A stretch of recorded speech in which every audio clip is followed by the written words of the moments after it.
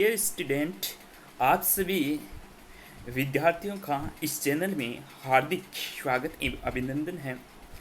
आज हम एक क्वेश्चन के बारे में डिस्कस करेंगे।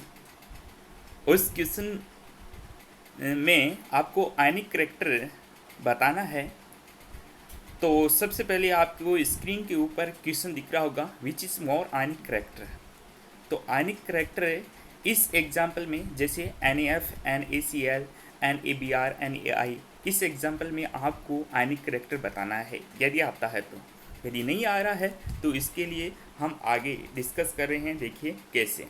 वी नो दैट, हम जानते हैं कि अप टू डाउन जाते हैं तो आपके पास नॉन मेटेलिक जो करैक्टर का मान है वो क्या होता है, ऊपर वाले का सबसे ज़्यादा होता है, नीचे वाले का क्या होता है, कम होता है। पीरियोडिक टेबल की हम बात करेंगे तो ठीक है, आप सभी को पता है FCl, Br, I एक हेलोजन फैमिली का मेंबर है।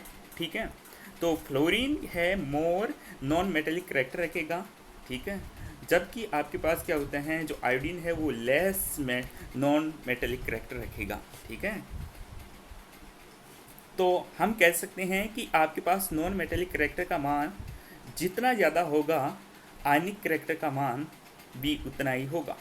अर्थात कहने का मतलब आपके पास फ्लोरीन है, जो फ्लोरीन आया था उसका आयनिक करैक्टर का मान क्या होगा, ज़्यादा होगा, जबकि क्लोरीन का कम होगा, ब्रोमीन का और कम होगा, आयोडीन का और कम होगा। क्योंकि आप सब देख सकते हैं यहाँ पर जो हाईलाइट हो रहा है, सोडियम सभी के अंदर एक ही है, मतलब सोडियम से सब में एक समान आ रहा है। तो सोडियम से हम डिसाइड नहीं कर सकते कि आयनिक करैक्टर कितना ज़्यादा होगा या कितना कम होगा।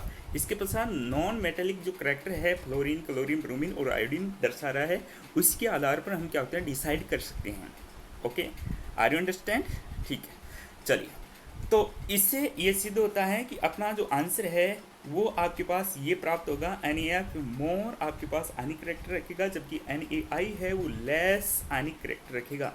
Thank you for watching video.